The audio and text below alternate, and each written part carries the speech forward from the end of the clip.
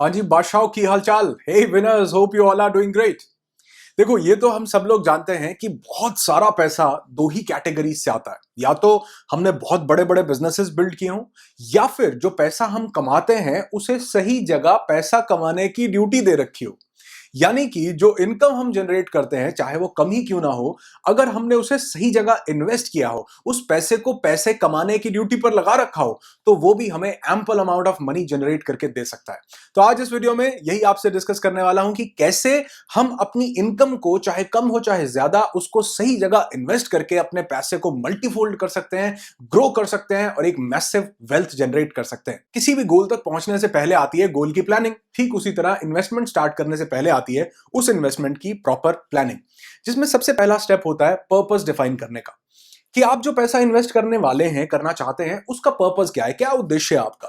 क्या आप चाहते हैं कि ये पैसा मैं सेफ रखूं, अपना, मुझे अपने पैसे को प्रोटेक्ट करना है, मुझे बहुत बड़ा रिटर्न नहीं चाहिए, लेकिन जो मेरा प्रिंसिपल है वो सेफ होना चाहिए, तो अलग इन्वेस्टमेंट ऑप्शंस होंगे। अगर आप चाहते हैं कि मुझे अपने पैसे को ग्रोथ देनी है, मैं थोड़ा सा ग्रो कर सकूं अपने पैसे को, उसके लिए अलग इन्वेस्टमेंट ऑप्शंस होंगे। अगर आप चाहते हैं कि मुझे पैसे को हाइपर ग्रोथ देनी है, नो मैटर व्हाट, उसके लिए अलग इन्वेस्टमेंट ऑप्शंस होंगे।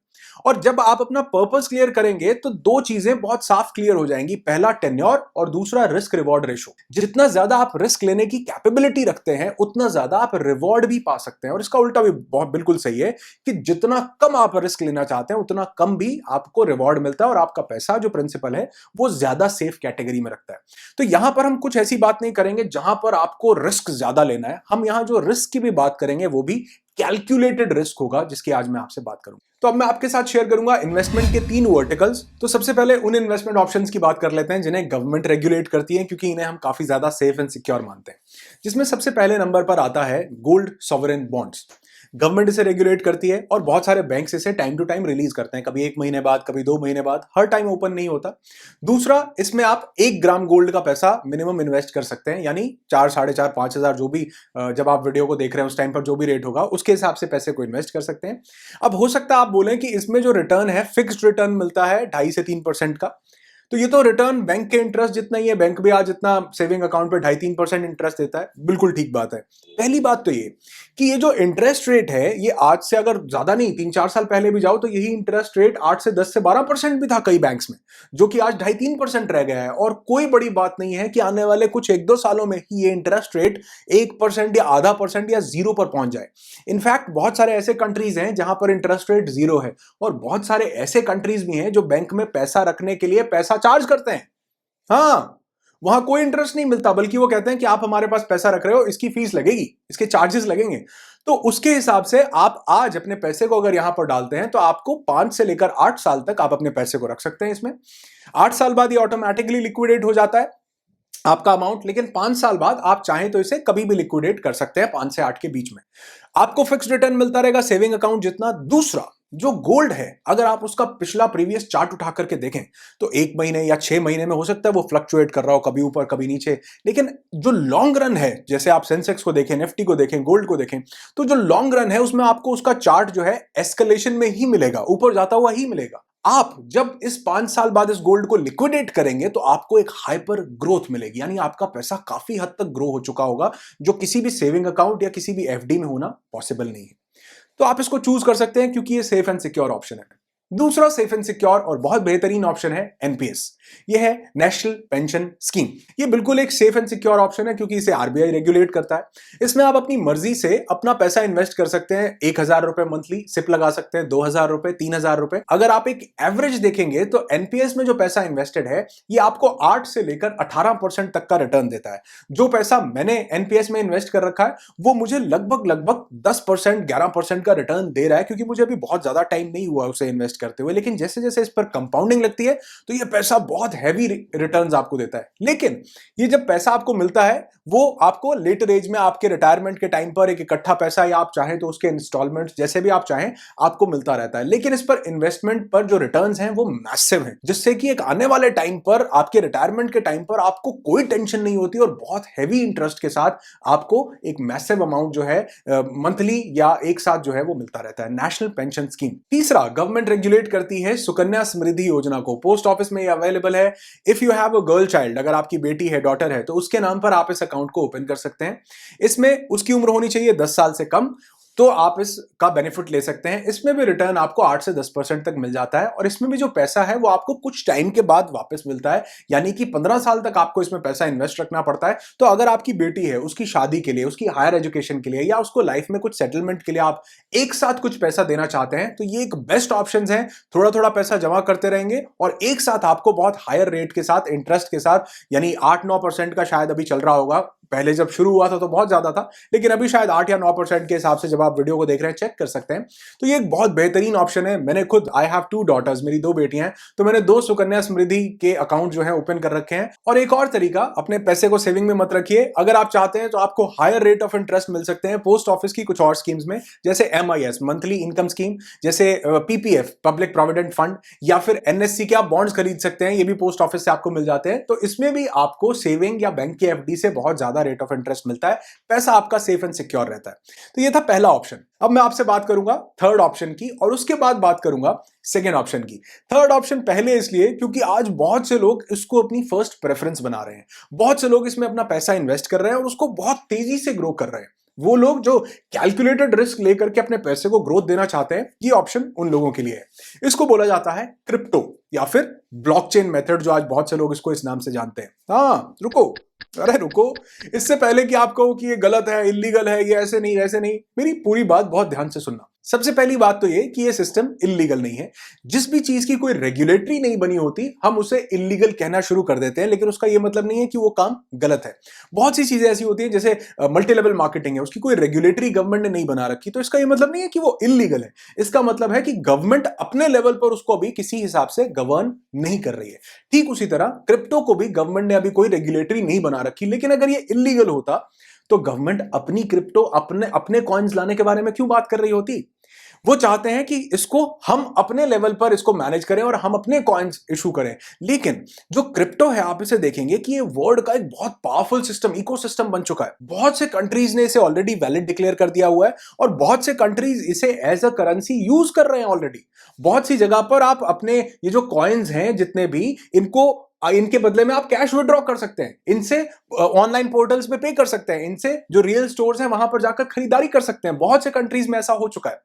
तो इसका मतलब ये इलीगल नहीं है। दूसरी एक और बात आप समझिए कि आज जैसे हम यहां पर बहुत सारे स्टॉक्स में इन्वेस्ट करते हैं, कंपनीज के शेयर्स खरीदते हैं, ठीक उसी तरह बहुत से लोग ये चाहते हैं कि वो इंडिया से बाहर जाकर भी कुछ शेयर्स को खरीदें, जो कि आज पॉसिबल है। अगर आप चाहते हैं कि हमें गूगल या मेटा या फिर टेस्ला, इन शेयर्स में पैसा इन्वेस्ट करना है, तो वो भी पॉसिबल है। बहुत सारी ऐसी वेबसाइट्स हैं, बहुत सारी ऐसी एप्स हैं जो आपको अलाउ करती हैं कि आप इंडिया से बाहर यूएस की बहुत सारी कंपनीज में अपना पैसा इन्वेस्ट करें। ठीक उसी तरह आप ये समझ सकते हैं कि जो क्रिप्टो है, ये बहुत सारे कंट्रीज में वैलिड है, उनकी रेगुलेटरीज में आता है, वहां पर इसको as a payment method use किया जा रहा है। तो जैसे मैं मेटा या टेस्ला या गूगल का शेयर खरीदना चाहता हूं बाहर, ठीक उसी तरह मैं इस क्रिप्टो में या किसी कॉइन में या किसी भी ब्लॉकचेन में पैसा इन्वेस्ट करके अपने पैसे को मल्टीफोल्ड कर सकता हूं, ग्रो कर सकता हूं। एक बहुत जरूरी चीज ये भी है कि इनमें इन्वेस्ट करने से पहले आप एक्सपर्ट एडवाइस जरूर लीजिए, और ये आने वाला ट्रेंड है। तो ये सिस्टम को समझना बहुत जरूरी है। तो जैसे मैंने बोला कि आपको अपना सारा पैसा एक ही जगह पर नहीं रखना चाहिए। तो अगर आप अपना बहुत सारा पैसा अपने सेफ एंड सिक्योर ऑप्शंस में इन्वेस्ट कर दिया हो, तो आप चाहें तो इस इन्वेस्टमेंट ऑप्शन को सीख सकते हैं, जान सकते हैं, और इस मेथड को जरूर कंसीडर कर सकते हैं।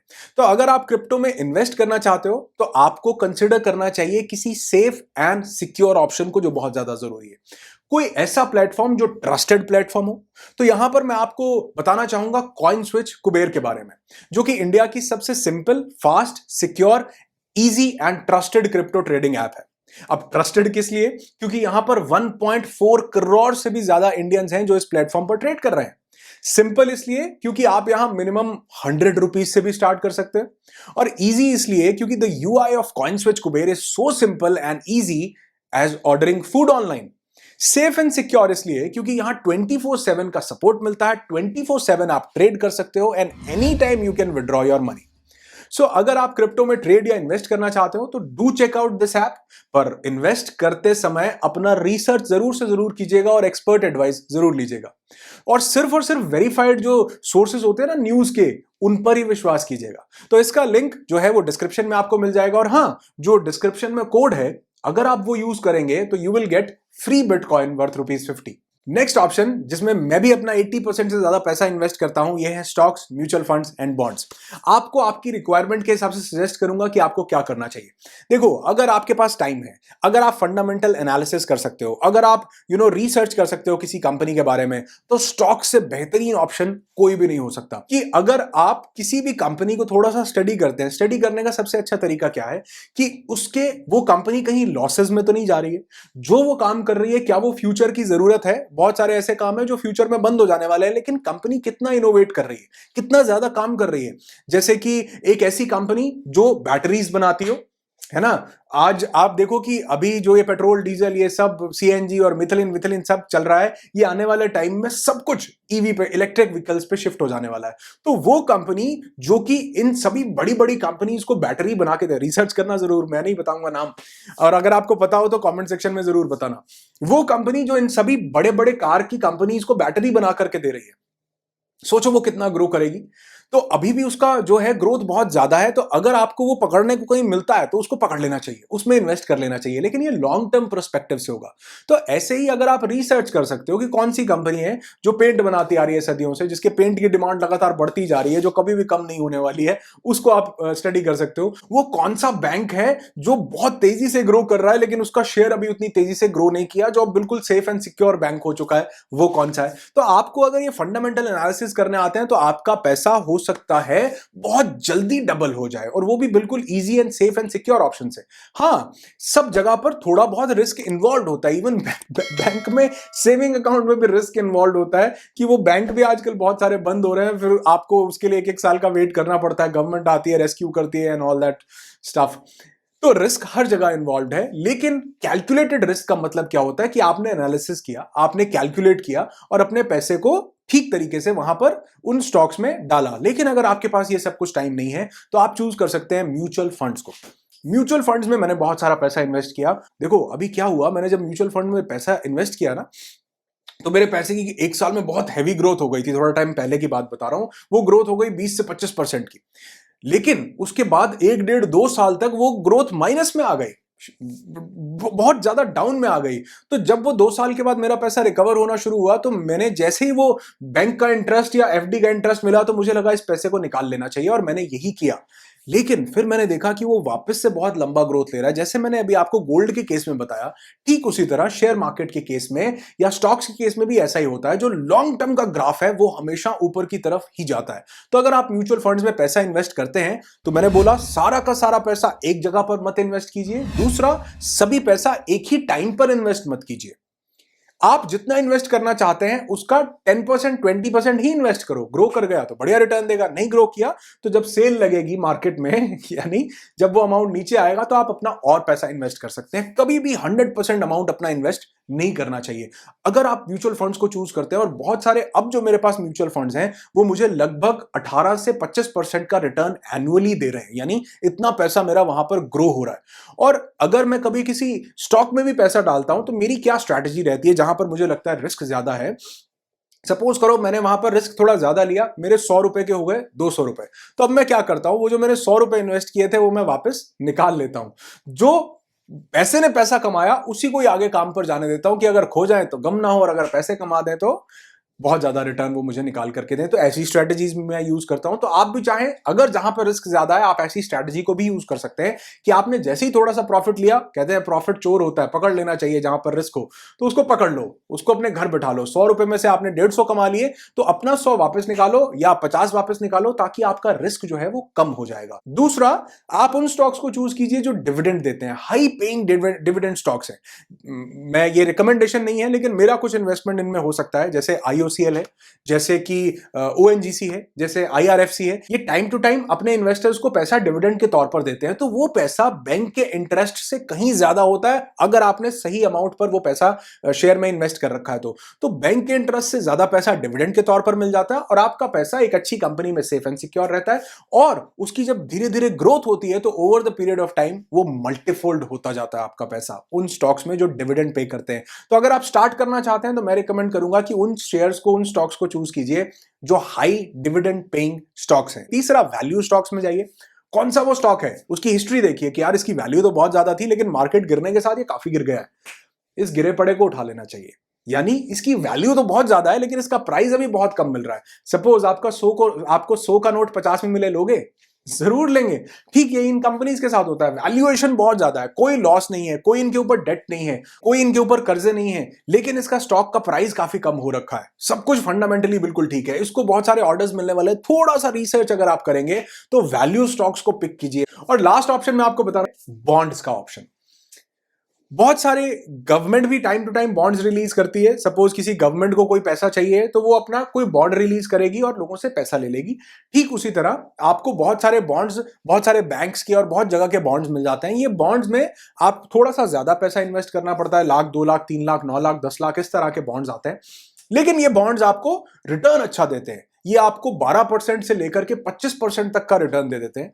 तो जब भी आप बॉन्ड्स परचेज करना चाहते हैं तो उसकी रेटिंग को जरूर देखिए कि वो ए प्लस, डबल ए, इस तरह की रेटिंग के बॉन्ड्स हो।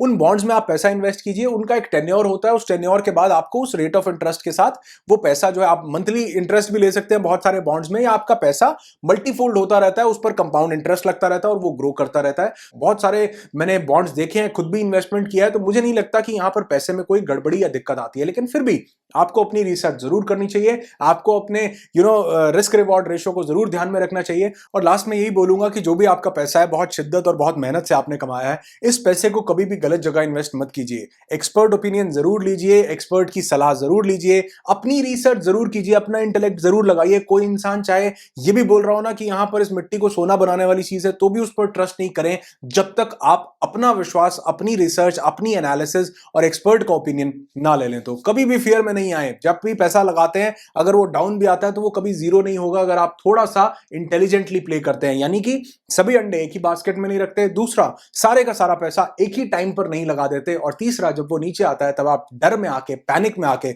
उसे बेचते नहीं है, बल्कि जो पैसा आपके पास बचा हुआ था उससे और इन्वेस्टमेंट करके उस पोर्टफोलियो को स्ट्रांग करते हैं। इन सब चीजों का ध्यान रखिए। उम्मीद करता हूं आपका पैसा मल्टीफोल्ड होगा, ग्रो होगा। और ये सभी इन्वेस्टमेंट ऑप्शंस में से आपने कौन सा इन्वेस्टमेंट ऑप्शन चूज किया है, कौन कौन सा चूज किया है, वो मुझे कमेंट सेक्शन में जरूर बताइएगा। और अगर आप कॉइनस्विच कुबेर ऐप को डाउनलोड करना चाहते हैं, उसका लिंक आपको डिस्क्रिप्शन में मिल जाएगा।